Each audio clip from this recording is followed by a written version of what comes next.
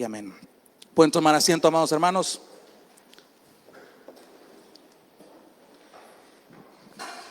Todos nosotros en algún momento de nuestra vida nos hemos sentido satisfechos, orgullosos por logros que hemos alcanzado. Se lo pongo de esta manera. Para los que nos criaron a cada uno de nosotros, ellos fueron testigos de nuestros primeros logros naturales, por así decirlo.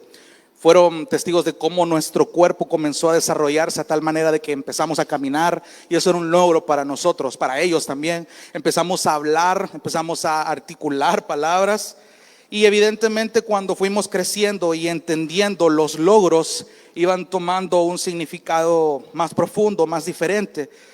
Algunos de nosotros aprendimos alguna disciplina en artes, en finanzas, en deportes, etcétera. Y conforme más crecíamos, estos logros que íbamos descubriendo y que íbamos puliendo iban siendo merecedores de reconocimiento.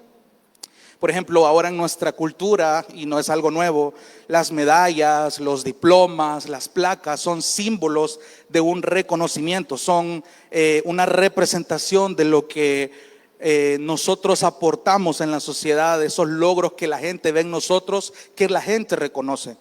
Entonces, ¿qué pasa entonces con nuestro cristianismo? ¿Cómo podemos filtrar los logros? ¿Cómo aplicamos los logros a través de este caminar? Bueno, leemos en la Biblia acerca de que Dios, en aquel día final, cuando estemos delante de Él va a estar reconociendo a aquellos que fueron constantes, diciendo: bien, buen siervo fiel, entra en el gozo de tu Señor. Pero a otros les va a decir: nunca los conocí, apártense de mí. Ahora bien, evidentemente, ese reconocimiento del que la Biblia nos habla no es por un logro propiamente nuestro, sino que hay alguien cuyo mérito hizo posible que su logro fuera nuestro logro. Y es ahí donde yo quiero enfocarme en esta ocasión, y por ello en este pasaje largo que hemos leído, quiero que observe cómo Dios nos está exhortando a prestar atención a las falsas enseñanzas y a la obra de Cristo, con el propósito de encontrar una satisfacción genuina en Él. ¿Cuál es el problema muchas veces de que nosotros tengamos años en la iglesia, de que estemos muy involucrados en la iglesia, pero a pesar de ello nos sentimos insatisfechos en algunas áreas de nuestra vida? Sufrimos pruebas, pasamos dificultades, tenemos logros que la gente reconoce, pero en algún momento hay algo que no está siendo satisfactorio en nuestro cristianismo. Y es porque muchas veces no nos enfocamos en el deleite correcto. De hecho, con unos hermanos hace poco formulábamos esa pregunta. En algún punto de su vida les preguntaba yo a estos hermanos: en el caminar cristiano, ¿ustedes han sentido insatisfacción y por qué? Y fue interesante escuchar muchas respuestas de cómo a veces muy sutilmente perdemos el enfoque y nos desviamos del caminar cristiano. Entonces quiero ponerlo un poquito en contexto para los que no estuvieron la semana pasada. Desde el inicio del capítulo 2 que hemos venido estudiando, hemos visto que el apóstol Pablo ha sido enfático en advertir a los colosenses acerca de falsas enseñanzas que estaban acechando a la iglesia. Aprendíamos que prestar atención a nuestra vida cristiana y a la realidad que nos rodea es algo importantísimo a la hora de que nosotros avancemos en este camino. Porque sutilmente hoy a nuestro alrededor en muchas iglesias se está predicando un falso evangelio que puede parecer muy atractivo, que puede parecer hasta convincente y puede dejar a muchos pensando, puede dejar a muchos sobre su fundamento un poco débil. Y precisamente el mandato de la semana pasada era andar en él, prestar atención mientras andamos en él. Entonces, siendo constantes, permaneciendo, estando vigilantes a los peligros que nos encontramos en el camino. La semana pasada comparábamos toda nuestra vida cristiana, todo nuestro caminar cristiano con el viaje de un peregrino en camino a la gloria. Y mientras nos conducimos en ese viaje, decíamos, debemos analizar los frutos que vamos evidenciando. Y por ello en esta ocasión yo quiero que, para poder obedecer lo que el Señor nos manda en su palabra, quiero que observemos solamente dos clases de obra que hay que observar en este texto.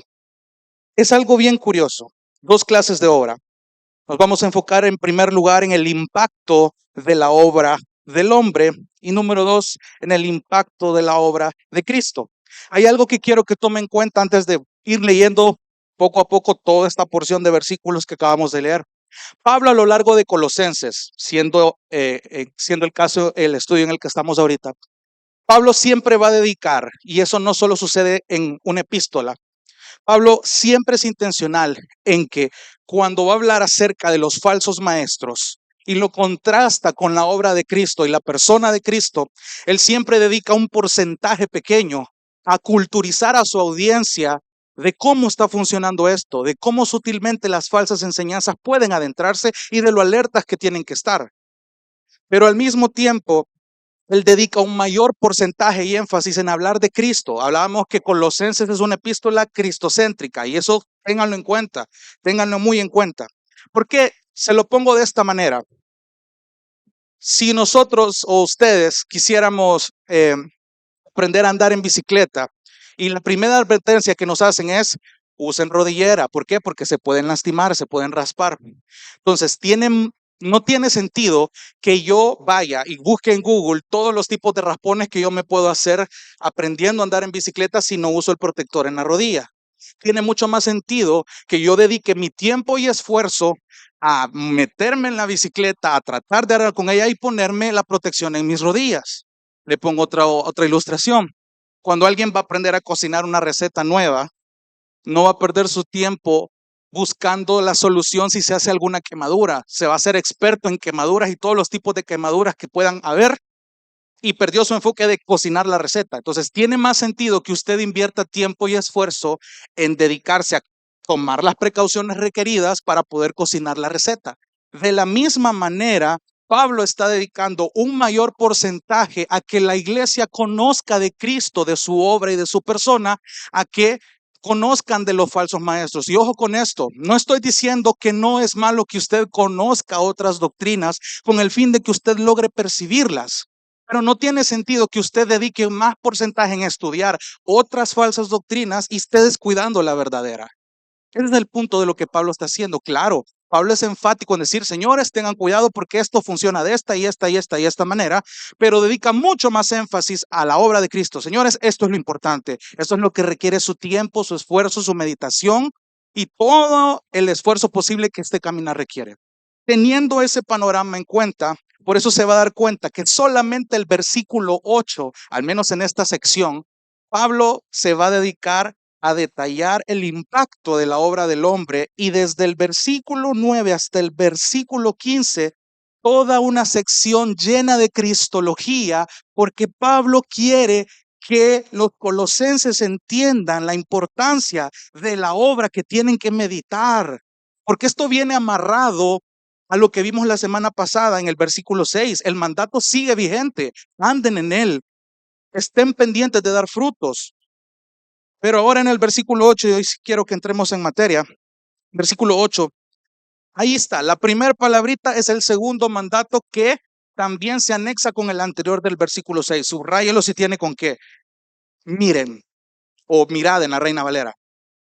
Miren, Pablo está partiendo del mandato de los dos versículos anteriores y no está desligando la idea, la está uniendo. Él está enfatizando que los colosenses no pasen por alto esto.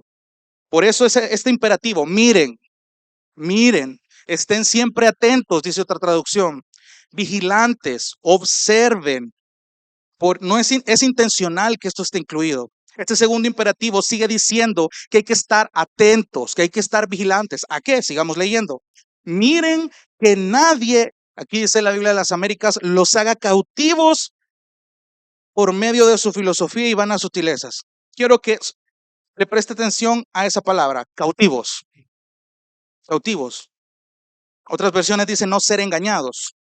Y literalmente en el idioma original dice, cuídense de que nadie los tome por prisioneros.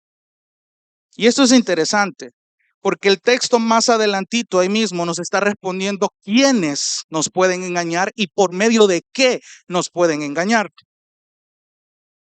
Y es interesante porque los falsos hombres, que habla de quiénes son los que nos pueden tomar cautivos o que nos pueden tomar prisioneros, y a través de qué, estos falsos hombres, estos falsos maestros.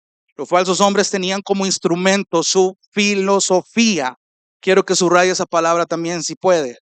Filosofía es una palabra bien importante que quiero que entendamos, porque en la Reina Valera agrega una descripción que creo que realza un poco más el énfasis. Y es el hecho de que en la Biblia de las Américas dice, por medio de su filosofía y vanas sutilezas, pero la Reina Valera dice, por medio de filosofías y huecas sutilezas. Es algo hueco, es algo vacío. ¿Se acuerda la semana pasada que estábamos diciendo que hay que estar prestando atención a la realidad de que hay engaño alrededor nuestro y que el peligro de esto es que bien sutilmente puede minar nuestros corazones, puede bombardear nuestras mentes? Hablábamos la semana pasada que no hay un cristiano estático. Si usted siente que se ha estancado espiritualmente o que se ha quedado estático, no, no, no. En la Biblia, estudiándolo la semana pasada, vimos que el cristiano o paso por paso va caminando hacia adelante o muy sutilmente va retrocediendo. No hay un punto medio en este caminar. Entonces, teniendo esto en cuenta, la filosofía, y recordemos que esto puede parecer, y quiero ser enfático en esto, hermanos, recuerde que esto puede parecer, estas falsas enseñanzas, estas huecas sutilezas, parece que tiene sentido, y el arma más peligrosa es esa, que parece verdad. Y si sabemos prestarle la atención correcta, vamos a poder diferenciarla. Porque al final Pablo llega a esa conclusión, sí, parece verdad, puede ser algo sutil, pero al final es algo hueco, es algo vacío, es algo solamente llenado bajo la superficie, pero no tiene un fundamento. Entonces, prestemos atención porque aquellos que no prestan atención a esas falsas enseñanzas es porque están ignorando las verdades de la palabra de Dios. Pablo siempre va a hacer hincapié en esto. Permítame leerle solo un versículo, Efesios 5:6. Dice, que nadie los engañe, dice Pablo, con palabras vanas. Pues por causa de estas cosas la ira de Dios viene sobre los hijos de desobediencia. Ahora bien, ¿qué tiene que ver la palabra filosofía acá? De hecho, esta filosofía descrita con una sutileza vana hueca tiene su base, siga leyendo, que nadie los haga cautivos por medio de su filosofía y vana sutileza según la tradición de los hombres conforme a los principios elementales del mundo y no según Cristo. Ahora, hay que aclarar que no toda filosofía es mala. No quiero que me malentienda esto. No toda filosofía es mala, porque existe la filosofía que la misma palabra de Dios nos da. Empecemos por algo. Filosofía, para entender esta palabra, filosofía está compuesta por dos palabras griegas. La palabra fileo, que es amor, y la palabra sofía, que significa sabiduría.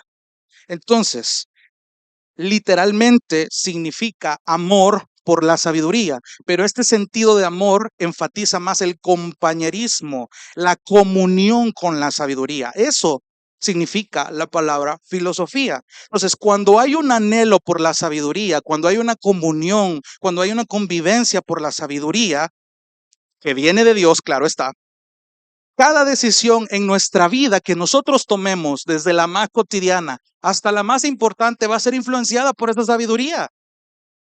No es en vano que versículos atrás nuestro hermano René estaba predicando que en Cristo están escondidos todos los tesoros de la sabiduría.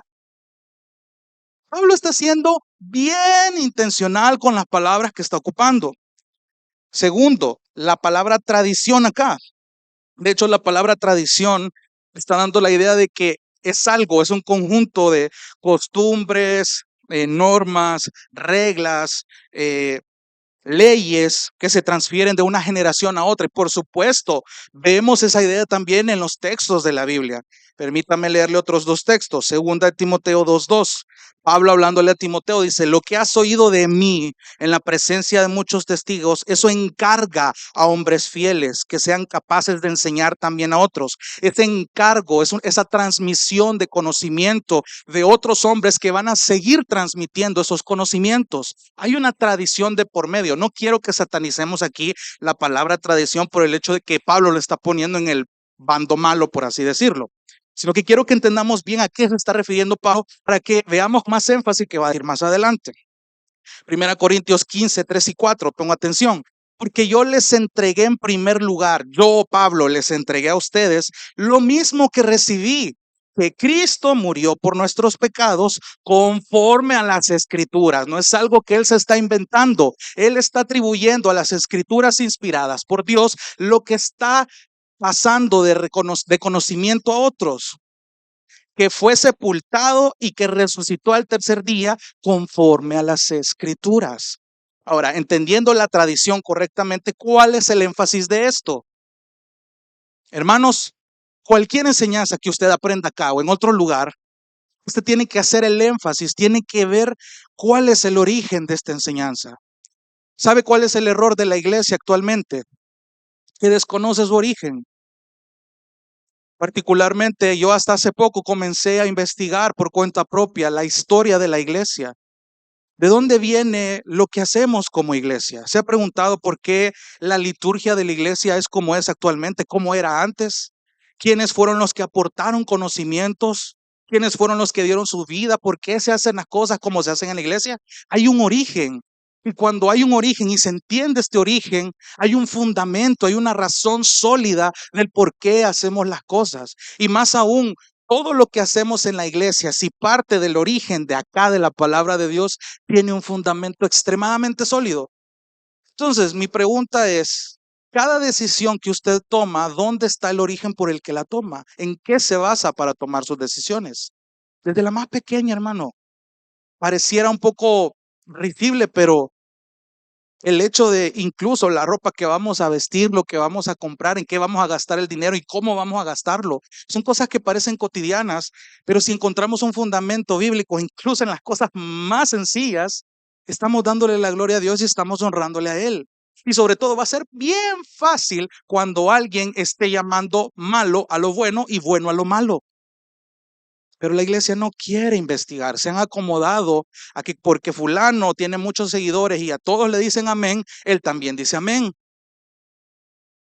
No por el hecho de que algo esté de moda quiere decir que es correcto.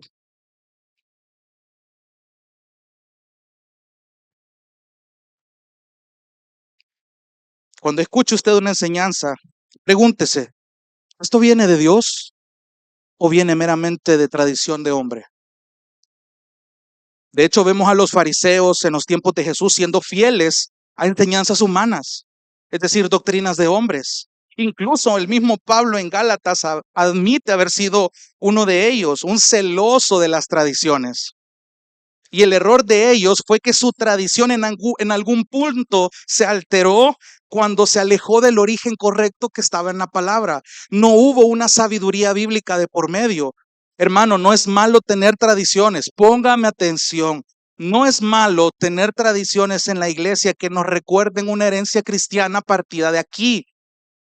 Pero sí hay que tener cuidado de que estas tradiciones no pesen más que la autoridad de la palabra, porque allí está el error. ¿Por qué se hace la Santa Cena como se hace? Porque hay una instrucción bíblica, porque hay una membresía aquí en Gracia y Verdad y hay un proceso de selección, porque hay un fundamento bíblico. ¿Por qué usted toma las decisiones que toma? Creería yo que porque tiene un fundamento bíblico.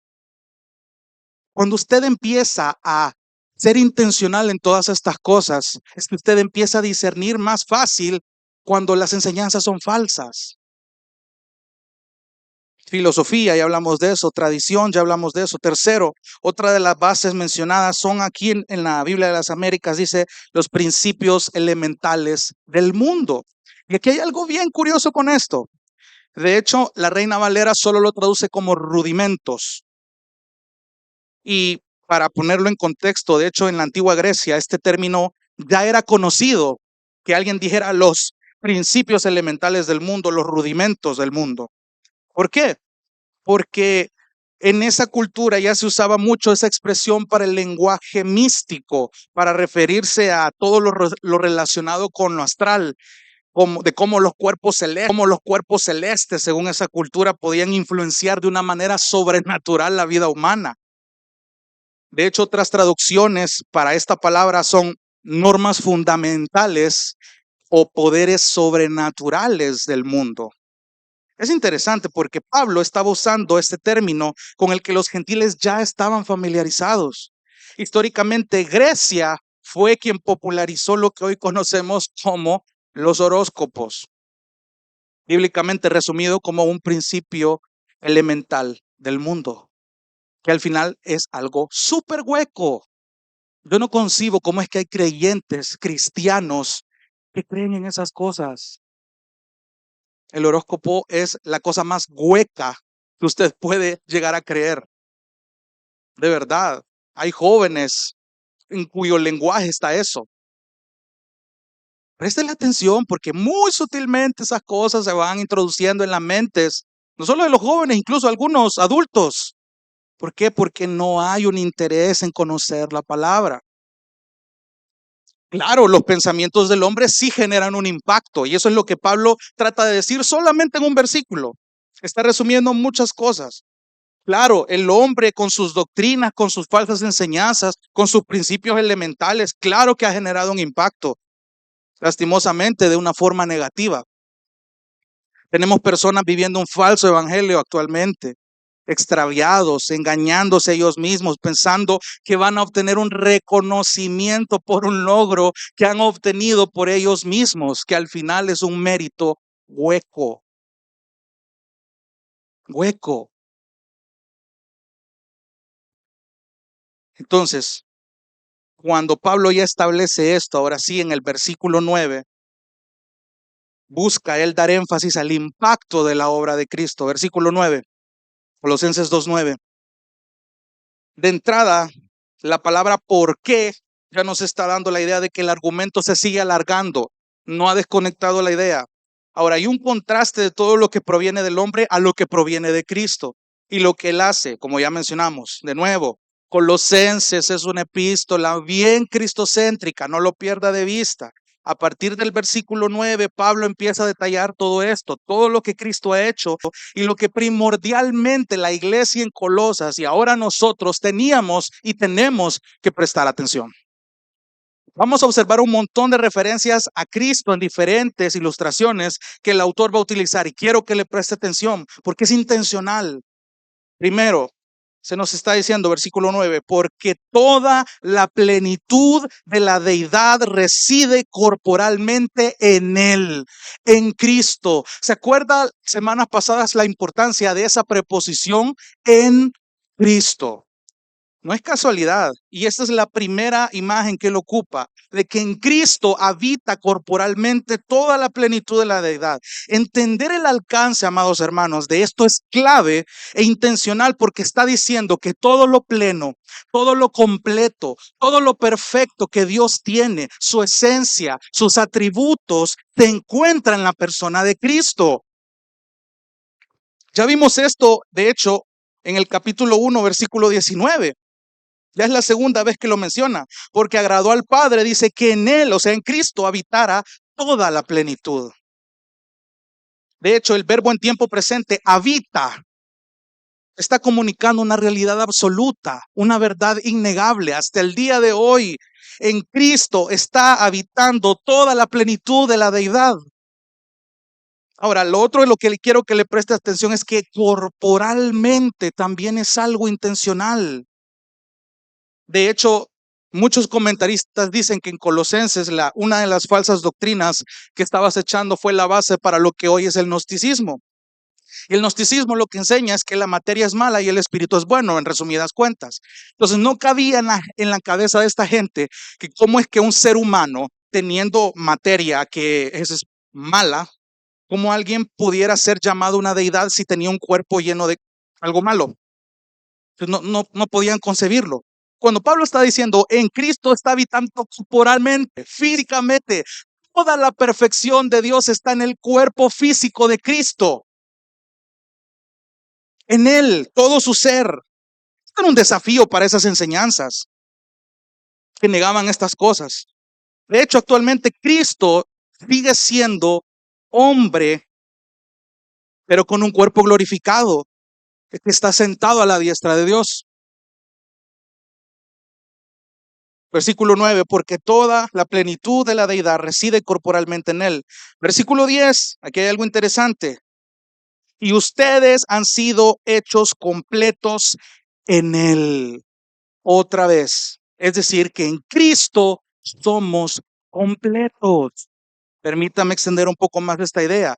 Otras traducciones dicen, hemos sido completados, hemos alcanzado plenitud. De hecho, Efesios 3:19 dice, nos dice que somos llamados a comprender el amor de Dios con el propósito de ser llenos hasta la medida de la plenitud de Dios. Cuando Jesús se humanó, Él llenó el vacío que había entre Dios y los hombres. Esa plenitud que al hombre le faltaba para reconciliarse con el Padre, solo Cristo lo llenó. Él fue el único que pudo establecer esa reconciliación, que lo vimos hace poco también. Cuando una persona, póngame atención, cuando una persona nace de nuevo y se agrega a la iglesia, a la familia de Dios, nace completa en Cristo. ¿Cómo así? O sea, su crecimiento espiritual no es, por así decirlo, algo que él agrega a su vida pecaminosa, sino que es algo de lo que se está nutriendo por el mismo Espíritu Santo. El Espíritu Santo hace una obra de cero, transforma completamente la vida del pecador. De hecho, es un crecimiento que viene de adentro hacia afuera, no al revés, como muchas personas tratan de lograrlo muy, pero muy frustrantemente. Porque la gente piensa que haciendo un activismo van a compensar su cuota espiritual y no es así. Todos los cambios que la Biblia promete y detalla siempre son de adentro hacia afuera. La evidencia de que nosotros somos creyentes es porque ya pasó algo por dentro. Eso no lo pierda de vista jamás. Claro, pueden haber frutos que sean fingidos, pero a la larga nunca van a durar si lo de adentro no es algo genuino. Y aquí hay una verdad bien preciosa, porque no hay nada que le podamos agregar nosotros a Cristo. No hay nada. No hay nada que le podamos agregar a Cristo, porque Él es la plenitud de Dios. Por eso Pablo lo dijo antes. Toda la plenitud habita en Cristo.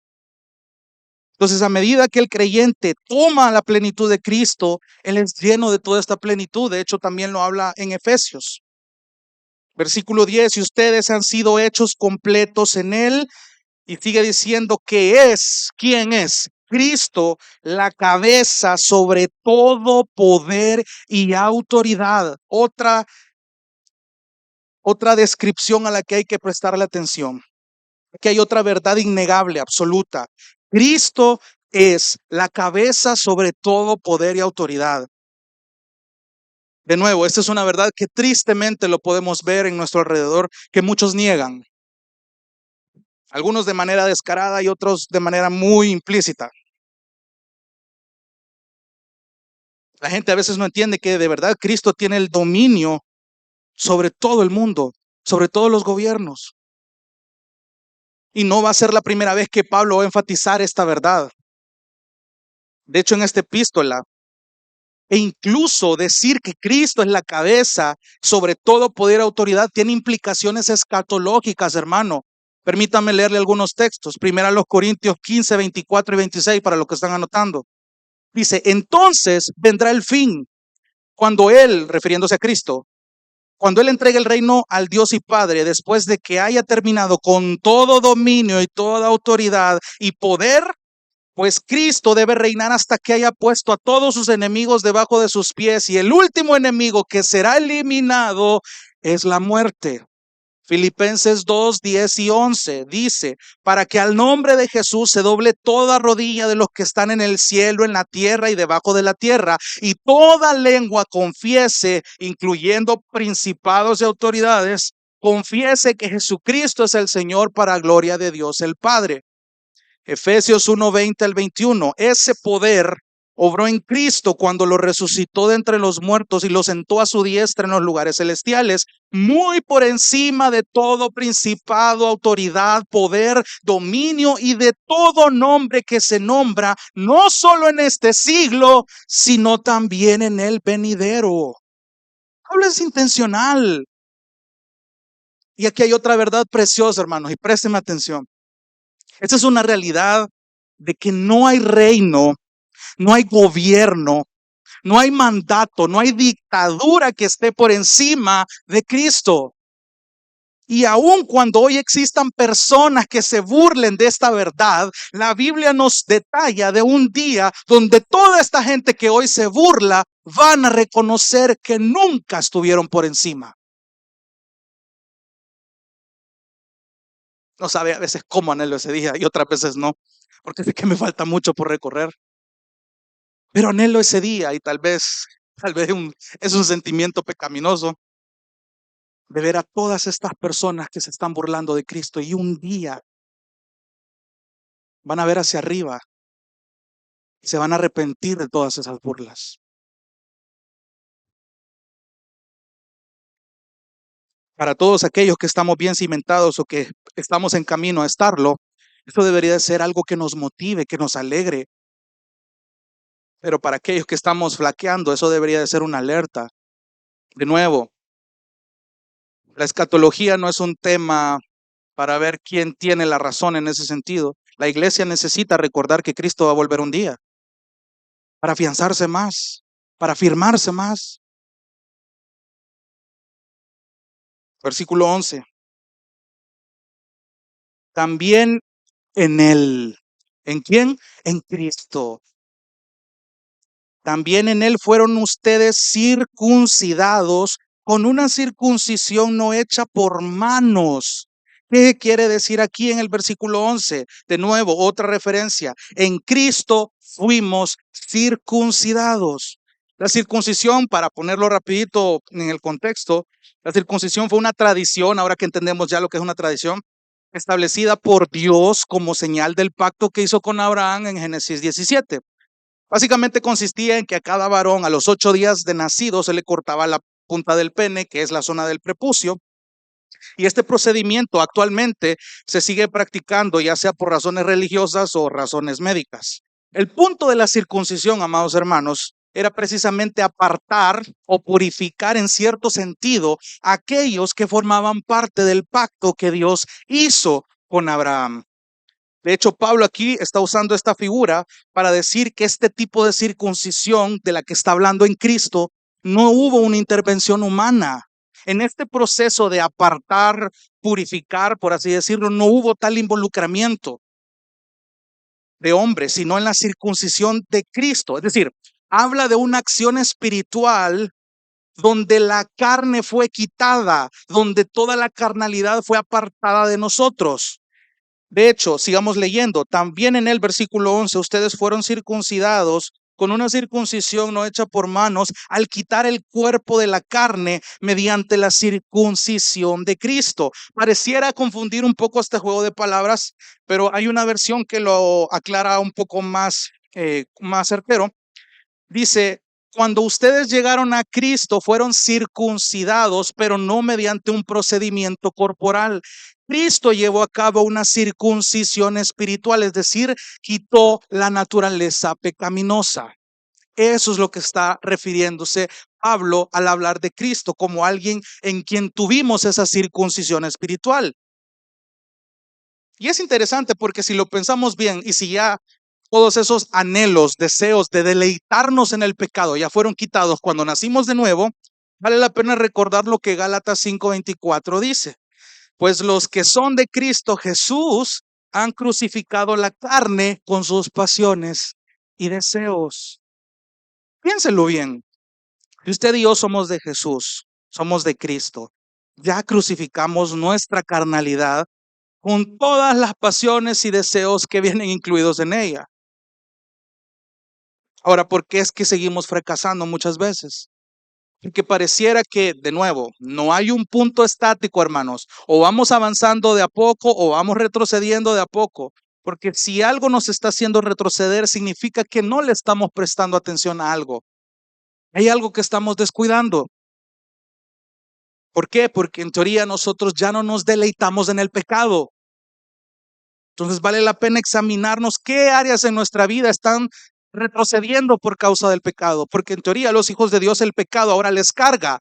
Hay un arrepentimiento genuino cada vez que fallamos y podemos venir a Jesús. Primero Juan lo dice, que si confesamos nuestros pecados, Él es fiel y justo para perdonarnos y para limpiarnos. Entonces, cuando habla de esta circuncisión, está hablando de eso. de que hubo una intervención sobrenaturalmente divina en esta circuncisión. Sigamos leyendo.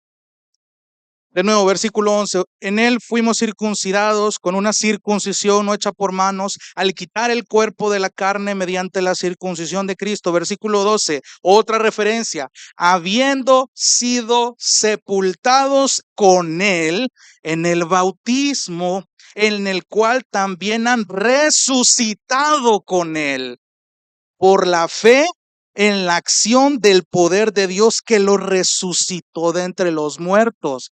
Présteme atención, ha venido hablando de que toda la plenitud habita en él, ha venido de que estamos completos en él, que él es la cabeza sobre todo poder y autoridad, de que en él fuimos circuncidados y ahora está diciendo que fuimos sepultados y resucitados en él. De la figura de la circuncisión ahora se pasa a la figura del bautismo. ¿Por qué Pablo está haciendo esto? De hecho, la figura del bautismo también es importante, claro está, porque el acto del bautismo en agua es válido. Présteme atención con esto. El bautismo no salva, probablemente muchos ya lo saben, pero hay otros hermanos que por no hablar piensan que el bautismo les da automáticamente una tarjeta VIP para pertenecer al redil de la salvación de Dios. Pero el bautismo no tiene ese poder. El bautismo no salva. El bautismo en agua tiene validez cuando hay una fe genuina en la persona y obra de Cristo. Yo no me bautizo para ser salvo, me bautizo porque soy salvo, porque doy un testimonio público delante de mis hermanos que he creído en la obra y persona de Cristo. Y ahora me comprometo en una iglesia local a pertenecer a una membresía y someterme a un liderazgo. Ese es el bautismo. Es una celebración, de hecho, con los hermanos de la iglesia. Cuando alguien se bautiza acá, nos deleitamos y oramos por estas personas para que su caminar sea constante con la ayuda de los miembros. No es casualidad que Pablo esté usando esta imagen acá. De hecho, el creyente verdadero no solo ha muerto y ha sido sepultado, sino que va más allá. Hemos sido resucitados con Cristo para andar en vida nueva. Probablemente esto usted ya lo sabe, pero es importante recordarlo y retroalimentarnos una vez porque por esta falta en la ecuación podemos ir retrocediendo. Probablemente alguien le pregunte esto algún día. ¿Qué le va a responder? Allá vaya a preguntarle al pastor y si el pastor está ocupado y si el pastor no está. Este conocimiento también las ovejas lo tienen que dominar. Es parte de su alimentación espiritual, su nutrición, su crecimiento. ¿Cómo usted entiende la persona y la obra de Cristo? ¿Cómo usted en su vida está lidiando con las falsas doctrinas que hay a su alrededor? Con las doctrinas con las que es bombardeada a través de música, de series, ya lo dijimos la semana pasada. Toda la cultura antibíblica que estamos viviendo. Y aquí es bien práctico esto, amados hermanos. Ahora que en el bautismo nos identificamos con Cristo y entendemos que en Cristo estamos completos, estamos plenos, ¿qué más necesitamos? Présteme atención. ¿Qué más necesita usted? ¿Qué más necesita? Hemos experimentado el poder de Dios a través de la fe en Cristo. Entonces, ¿por qué hay que volver a un legalismo del que antes posiblemente salimos? O sea, Dios ya nos perdonó y eso ya lo va a mencionar más adelante. Tenemos una posición, tenemos una identidad delante de Él. Toda la implicación de la obra de Cristo ya la sabemos probablemente, sí, que somos salvos, que somos justificados, que ya no hay ley, sino que hay gracia. Todo tiene una implicación, pero realmente lo conocemos, sabemos no solamente teóricamente en nuestra mente, sino que razonamos todo esto y lo atesoramos en nuestro corazón. De eso se trata, hermano. O sea, toda esta carga teológica no es una clase meramente de teología, no es un estudio meramente. Me interesa que todo esto que estamos leyendo usted lo vaya digiriendo poco a poco. ¿Por qué? Porque esto es para su vida. Cuando venga la primera prueba, si es que ya no está metido en algunas, es la oportunidad perfecta para poner en práctica toda la teología que conoce. Claro que hay peligros espirituales en este camino. Claro, hay mucho que afrontar Y la prueba fundamental para cada enseñanza que usted recibe, de nuevo, hágase esas preguntas. ¿En qué lugar pone a Cristo? ¿En qué lugar pones a la persona de Cristo? ¿En qué lugar pone la obra? ¿Le da la importancia que es? Todas estas preguntas debe filtrarlas con cada enseñanza. ¿Está negando la plenitud? ¿Está negando la deidad? ¿Está negando su humanidad? Porque hay enseñanzas bien sutiles que andan por ahí. O niegan la humanidad de Jesús o niegan la deidad. La Biblia no enseña eso. Lo que estoy escuchando afirma que el creyente tiene que tener una experiencia nueva para complementar su experiencia en Cristo, su unidad con Cristo. Porque si eso es así, entonces la enseñanza que usted está oyendo es equivocada, es peligrosa y es hueca. Pero preste atención.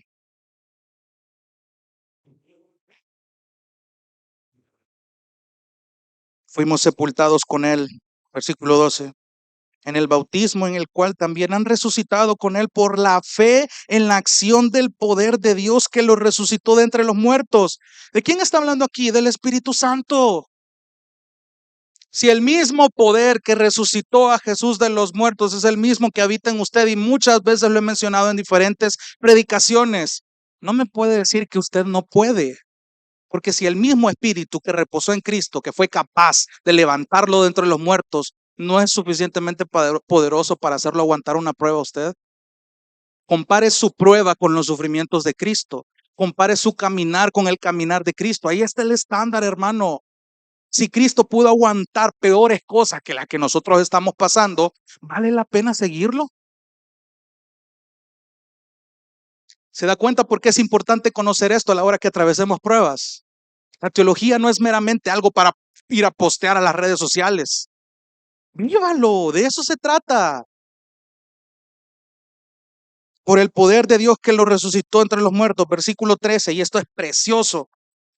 Y cuando ustedes, sigue la idea, aquí sigue amarrando todo lo que hemos visto, y cuando ustedes estaban muertos en sus delitos, ¿no les suena familiar esto en Efesios 2? Cuando ustedes estaban muertos en sus delitos y en la incircuncisión de su carne, Dios les dio vida juntamente con Cristo, habiéndonos perdonado todos los delitos. Precioso. Sí, probablemente ya lo sabe, pero ¿cómo esta verdad está afectando sus decisiones? ¿Actúa como alguien perdonado? ¿Entiende su pasado? ¿Asimila su presente? ¿Va encaminándose hacia el futuro que Dios le establece aquí? De nuevo, y me encantó la prédica pasada comparar todo nuestro caminar con como lo detalla el libro del progreso del peregrino.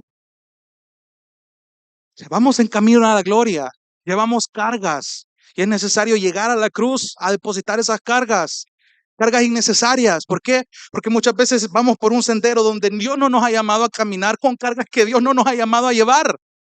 ¿Por qué? Porque no prestamos atención. Esto va amarrado mucho con lo que vimos la semana pasada. Pablo no ha desconectado la idea. Vivamos la teología. Cuando vivimos la teología, el evangelio se torna con mucho más precisión y es más precioso, y la Biblia ahora tiene un sentido mucho mayor y más bello para nosotros. Nos fortalece de una manera sobrenatural y puede hacernos capaces de fortalecer a todos aquellos que pasan una situación similar o peor que nosotros. Si Dios pudo sostener a tu hermano que está a tu alrededor en el peor momento de su vida, ¿cuánto más no te va a sostener a vos en la dificultad que vayas a atravesar o que ya estás atravesando? Ese es el evangelio, ese es el diseño de Dios.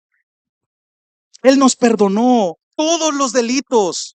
Hermano, cuando usted tiene esa dificultad, y ese es el error más común, y póngame atención, hay una generación de cristianos que lo primero que hacen para resolver sus conflictos cuando pecan contra Dios es alejarse.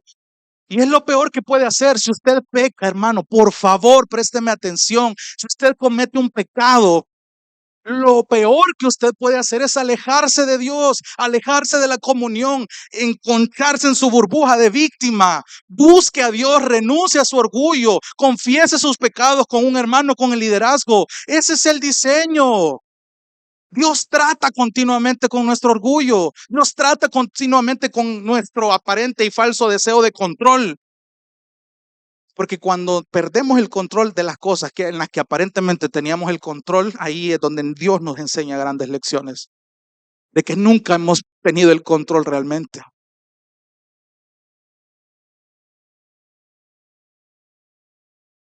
Pero ¿sabe qué? Aquí nos dice Pablo, Dios a través de Pablo, usted y yo hemos sido perdonados. No hay pecado más grande que la cruz. Cualquier pecado que usted y yo cometamos no es más grande que lo que Cristo ya pagó en la cruz. Si usted toma esa actitud de retroceder, de alejarse, usted me está diciendo que en su mente su pecado es mucho más grande que lo que Jesús hizo en la cruz. Y esa es una filosofía hueca. No se aleje, acérquese. Hebreos dice, ahora ya tenemos un sumo sacerdote con el cual nos podemos acercar confiadamente. Está esperando. Hemos sido perdonados con todos los delitos. Versículo 14, me encanta esto. Habiendo cancelado el documento de deuda que consistía en decretos contra nosotros y que nos era adverso. Pareciera que Pablo está diciendo como 4 veces lo mismo. Y es intencional de nuevo las palabras que ocupa. En el versículo 14, este documento de deuda, o la Reina Valera lo dice como acta de decretos. En ese tiempo donde Grecia y Roma eran las culturas más sobresalientes, ese documento de deuda, esa acta de decretos, básicamente eran notas escritas de deudas, de endeudamientos. O sea, básicamente lo que vendría a ser para nosotros hoy los recibos pendientes de pago, que tienen una fecha límite para pagar. Entonces, Pablo usa esta figura y nos dice que Cristo hizo mucho más que solamente cancelar esa deuda, ir a pagar ese recibo a tiempo. Cristo hizo mucho más que cancelar esa deuda. Dice, Él tomó la ley que nos condenaba y la hizo a un lado para que ya no estuviéramos bajo el dominio de la ley. Pero présteme atención. Esto no quiere decir que estamos sin la ley, sino que la justicia de la ley se cumple en nosotros al andar en el poder del Espíritu Santo. De hecho, Romanos 8:4 dice, para que el requisito de la ley se cumpliera en nosotros, que no andamos conforme a la carne, sino conforme al Espíritu. La Biblia no se contradice. Nuestra unión con Cristo es algo maravilloso, hermano, y quiero que medite un rato en eso.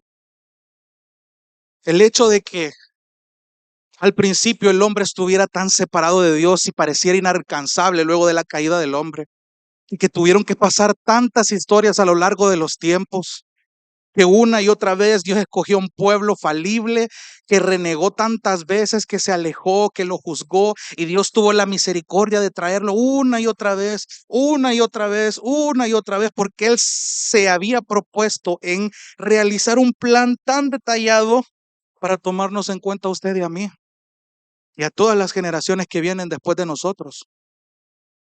Piensen eso. Nuestra unión con Cristo representa algo que ha venido desde la eternidad pasada, donde no hay tiempo. ¿Se ha puesto a pensar en lo que implica el hecho de que Cristo ahora habita en nosotros? Cristo habita en nosotros porque su Espíritu habita en nosotros. El Espíritu Santo, el Espíritu de Dios. Póngase a pensar en el tesoro que usted tiene, que tenemos. Efesios 1 detalla todas las riquezas, las bendiciones espirituales que tenemos en Cristo. Tenemos la capacidad para caminar en este rumbo. Pero ¿qué pasa? Por no prestar atención a lo que su palabra nos dice, tanto para el porcentaje pequeño de falsas enseñanzas como al porcentaje enfático de la obra y persona de Cristo, fácilmente nos desviamos o nos alimentamos mucho de esto. De hecho, hay muchos cristianos que se pueden más el Corán, la historia de John Smith y la secta de los testigos de Jehová, y pueden armar fechas, documentales, me pueden recomendar videos, pero usted le pregunta algo tan básico como esto, no sabe describirlo, mucho menos vivirlo. De nuevo, y lo decíamos la semana pasada, cuidémonos de ser buenos conocedores, pero pésimos practicantes.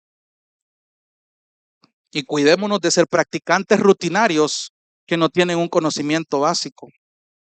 Porque solo la palabra de Dios nos da la capacidad de tener el conocimiento correcto y necesario para tener prácticas que sean congruentes. Lo que vivimos, las decisiones que tomamos, de nuevo, son el reflejo de lo que ya conocemos. ¿Sabe cuál es el examen por excelencia? Las pruebas, las dificultades. No hay otra manera, hermano. No hay otra manera. Cuando yo me topé con esta teología, con la teología de la Biblia, y creo que más de un hermano se va a identificar con esto, yo dije, ¿por qué tanto sufrimiento? Sí, ¿por qué tanto hablar de pruebas, de aflicciones? ¿Y por qué? O sea, qué trágico, qué pesimista el ambiente acá. Pero la Biblia lo habla. Jesús dice, en el mundo tendréis aflicción. Pedro dice, si ustedes soportan las aflicciones por sus propios pecados, ¿cuánto más van a aguantar las aflicciones por causa de Cristo? Santiago dice, gócense en las tribulaciones porque las tribulaciones produce paciencia. Pablo en Romanos dice que la prueba, la tribulación produce paciencia y el paciencia carácter probado. Es un invento de los pastores, es algo bíblico. El sufrimiento es algo inevitable en nuestras vidas que forja nuestro carácter y nuestra fe. Entonces, ¿cómo pretende comprender y vivir la teología sin las pruebas? No tiene sentido. Si usted me está diciendo que puede vivir un cristianismo sin pruebas, su filosofía es hueca. Y hay muchos cristianos queriendo vivir ese tipo de cristianismo. Un cristianismo sin pruebas es una filosofía hueca. Toda esta realidad como la estamos digiriendo. Gloria a Dios por las pruebas, fíjese. Gloria a Dios por las pruebas.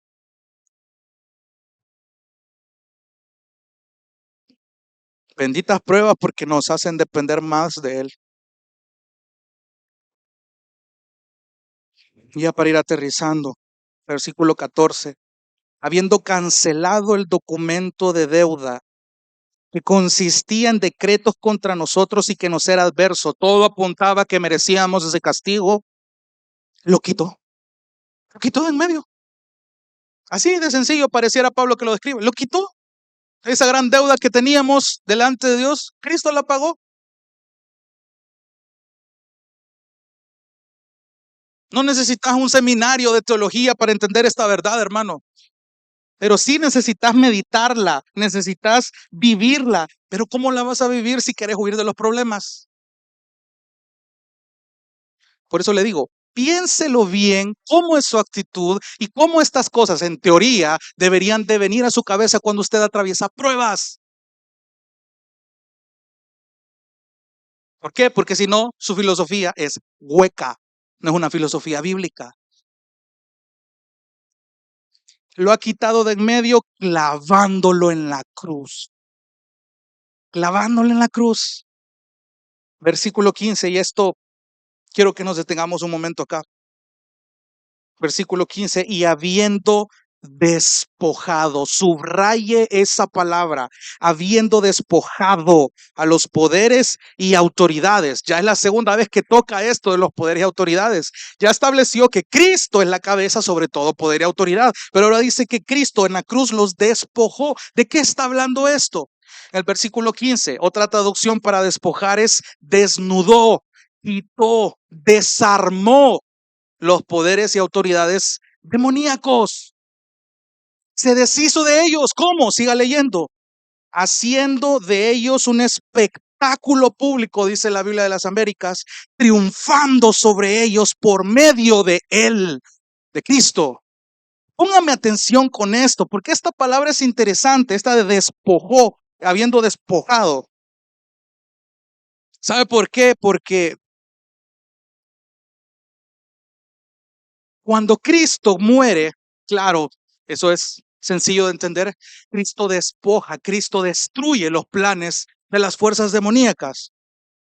Y esto es importante para entender porque Pablo viene amarrando y habiendo despojado a los poderes y autoridades, entendiendo que ya afirmamos que Cristo triunfa sobre ellos, dice que hizo un espectáculo público. un espectáculo público. De hecho, la Reina Valera creo que lo traduce como exhibiéndolos públicamente. ¿A qué se está refiriendo esto? Esa palabrita que en español se traduce, ya sea en la Reina Valera como espectáculo público o como exhibiéndolos públicamente en la Reina Valera, el término en griego es el mismo que se ocupa en Mateo 1:19, y le doy un poquito de contexto, cuando José no quiere denunciar o infamar el embarazo de María. De hecho, la traducción que ocupan en Mateo es: José no quiso denunciar, José no quiso hacer un espectáculo público, José no quiso exhibir públicamente a María en una aparente vergüenza que le causaba el hecho de que, pues sí, no habían tenido relaciones antes de casarse y María ya estaba embarazada. Entonces José no quería hacer eso. Pero el sentido que le está dando acá en cuanto a la cruz, que dice que mostró de manera pública. ¿Qué demostró de manera pública, hermano? ¿Qué está queriendo decir Pablo acá en el versículo 15? Que la cruz mostró de manera pública la impotencia de los poderes demoníacos de querer frustrar el plan de salvación para los hombres. Cristo mostró públicamente la impotencia, la vergüenza, la incapacidad que Satanás y sus demonios tuvieron al no cumplir su cometido. ¿Sabe cómo usted y yo sabemos que es público hoy? Porque lo sabemos. Porque la Biblia nos lo está anunciando a todos aquellos que buscan conocer este acontecimiento, este suceso de la cruz. Las epístolas nos están diciendo, señores, la implicación de esta muerte fue tanta que no fue solamente que Cristo fuera exhibido delante del público, que lo estaba ultrajando, sino que pasó algo mucho mayor que la gente no se dio cuenta, pero ahí estaba demostrando, ahí agonizando, ahí casi muriendo, pidiendo, teniendo sed. Él estaba demostrando lo incapaces que eran los demonios de querer frustrar el plan de salvar a la humanidad. Los exhibió públicamente.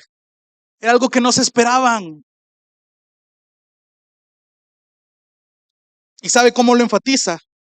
Cuando dice al final, triunfando sobre ellos en la cruz. Ese es el sello que termina de afirmar toda esta humillación que los demonios recibieron.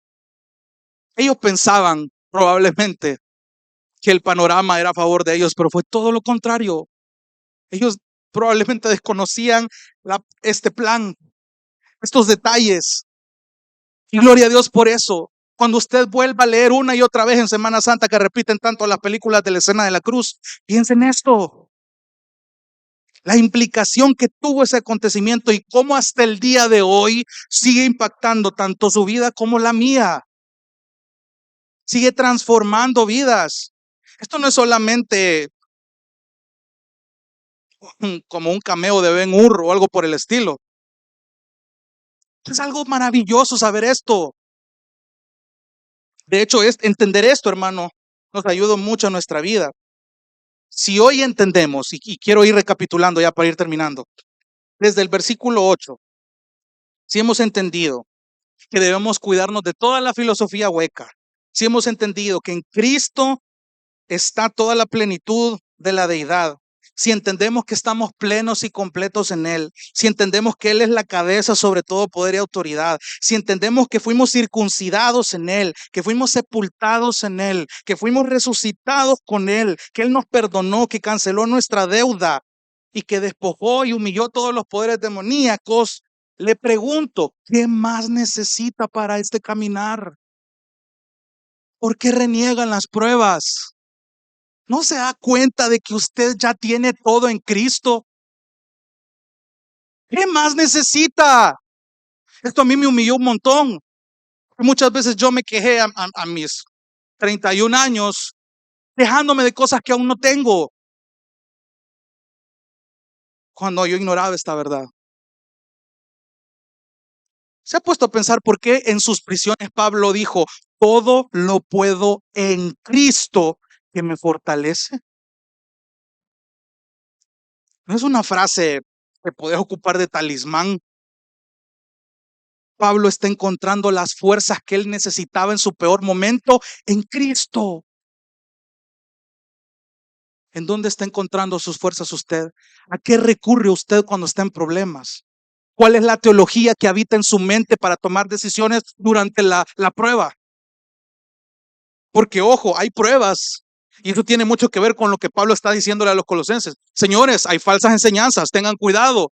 La vida no va a ser color de rosa mientras ustedes vivan en este contexto histórico y hasta que ustedes se mueran. No va a ser fácil este cristianismo, pero ya lo tienen todo en Cristo.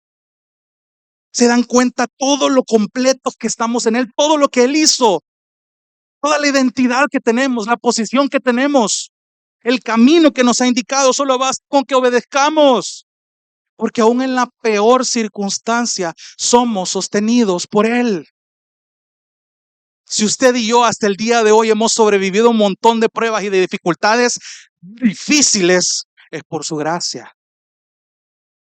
Gloria a Dios que de alguna manera, y ni siquiera sabemos cómo, pero Dios nos ha sostenido hasta acá. ¿Qué más necesita? ¿Logros terrenales? ¿Placeres temporales? Hermanos, ya estamos completos en Cristo. Si usted no lo había notado, vaya y vuelva a leer esto cuando llegue a su casa antes de dormir. Agradézcale a Dios, derrame sus lágrimas ahí en su intimidad. Gracias, Señor, porque no me había dado cuenta de todo lo que ya tengo en ti. Ayúdame a recordar todas estas verdades cuando me vea en medio de las pruebas. Y no solamente cuando esté ahí, sino mientras yo camine en los bellos parajes de esta vida, tanto en los más horribles. Solo vuelva a leer el texto para darse cuenta de ello. Esa es la impactante obra de Cristo. Entonces, hermanos, quiero recapitularle. Dios nos está exhortando a prestar atención a las falsas enseñanzas y a la obra de Cristo con el propósito de encontrar una satisfacción genuina en Él. ¿Cómo? Teniendo en cuenta estas dos clases de obra. Número uno, el impacto de la obra del hombre. Y número dos, el impacto de la obra de Cristo. Hermanos, por ello es tan importante seguir conduciéndonos en este caminar. Esto va amarrado a lo que aprendimos la semana pasada y no me canso de repetírselo. Mientras andemos en Él, no dejemos de prestar atención a los peligros. Claro, siga caminando, sigamos conduciéndonos en Cristo, soportemos la cruz, es pesada, yo sé, difícil, pero sigamos esto sin dejar de prestar atención a los peligros o a las sendas que nos pueden seducir para desviarnos. Usted no puede descuidar ninguna de ambas, porque si no va a ir retrocediendo. Mi oración en esta noche es que sigamos, que continuemos, pero que estemos pendientes, que volvamos una y otra vez a retroalimentarnos con esto para que cuando los tiempos difíciles vengan, estemos satisfechos en Cristo porque ya estamos completos en Él. Entonces, ¿dónde está la satisfacción? En saber, como le decía al inicio, claro, reconocemos los logros que hemos tenido. Muchos de nosotros ganamos medallas, ganamos diplomas, ganamos placas. Gloria a Dios por ello, que nos ha dado la habilidad, nos ha dado la disciplina y la capacidad. Pero mi mayor satisfacción en esta vida, amado hermano, amada hermana y amigos que nos están viendo en la transmisión, es saber que el logro de Cristo se vuelve mi mayor logro. Porque Dios al final me va a reconocer como digno de estar en su presencia. Ese reconocimiento es el que yo anhelo, más que cualquier medalla, más que cualquier diploma, más que cualquier placa que pueda tener en este mundo. Ese es el reconocimiento que yo busco. Que Dios me llame su hijo y me diga, bien, buen siervo fiel, entra en el gozo de tu Señor que tanto has anhelado toda tu vida. ¿Qué más necesita? Cuando Dios me reconozca como digno de estar en su presencia, no hay medalla, no hay diploma, no hay placa. Todo eso se queda corto ante el privilegio de ser reconocido como su hijo. Esa es la impactante obra de Cristo en la cruz. Vamos a orar.